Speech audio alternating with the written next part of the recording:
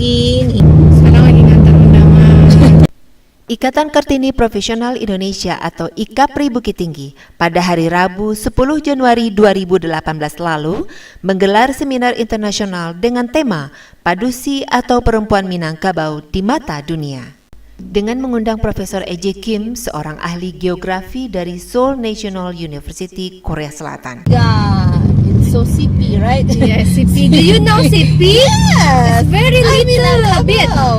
Onde mande di siko sedang Ayo, Jepang ya kan ada Pak. tuh Pak. Kapan lagi 35.000 untuk internasional loh. internasional. Nanti dapat goodie bag dari Manora, ada door prize-nya, salah satunya bukunya. Nanti bisa foto dan tanda tangan di buku.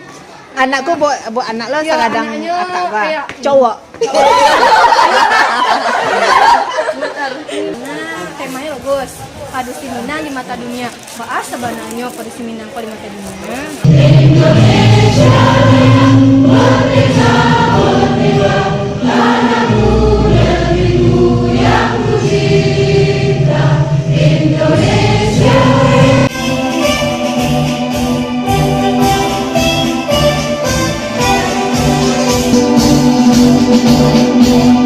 Cintakan mental yang tangguh, melawan takdir yang utuh.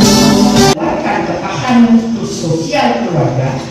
Kenapa ketahanan keluarga? Sebab ini yang jadi tantangan berat pada saat ini dengan kondisi yang berbagai-bagai. Sumatera Barat dapat juara. Kemarin baru diekspos dalam sebuah headline koran. Dalam seminar tersebut, Ibu Putih Reno Rauda Taib yang merupakan keturunan Raja Minangkabau mengingatkan kembali bahwa fungsi padusi di Minangkabau sangatlah agung dan mulia.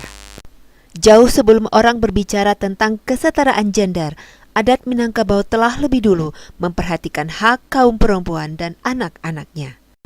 Dengan sistem garis keturunan dari pihak ibu, seiring dengan hak yang lebih besar yang diberikan kepada perempuan Minang, tanggung jawab yang besar juga dituntut kepada perempuan untuk memberikan pendidikan akal, moral, serta vokasional kepada anak-anaknya, serta bijaksana menjaga harta warisan. Shopping mall, you can see Margo as orang Padang restaurant. So Minangkabau food become a fashionable item even in Jakarta. Narasumber selanjutnya adalah Profesor E.J. Kim. Di dalam eksplorasi penelitiannya yang dituangkan dalam buku ketiganya yang berjudul Happy Yummy Journey, telah banyak mendeskripsikan budaya, kuliner, dan karakter orang Minang yang sangat menarik.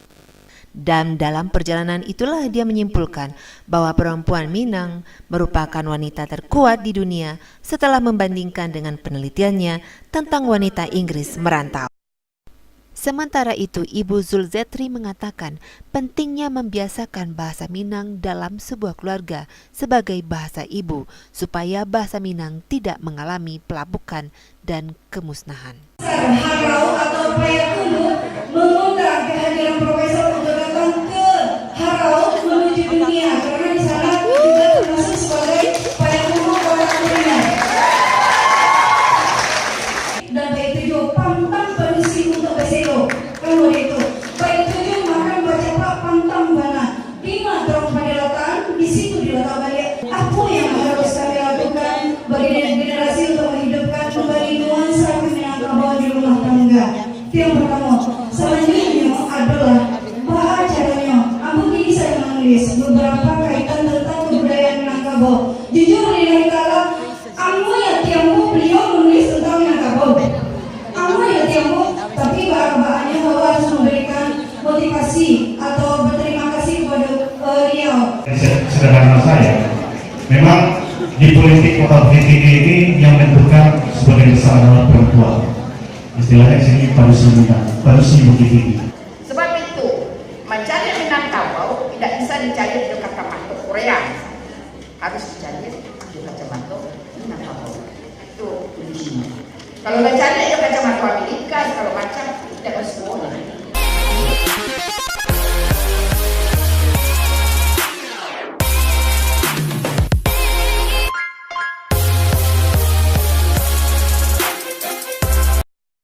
Don't forget to subscribe Linda Hevira, vlog. Kita Don't forget to subscribe Linda's vlog.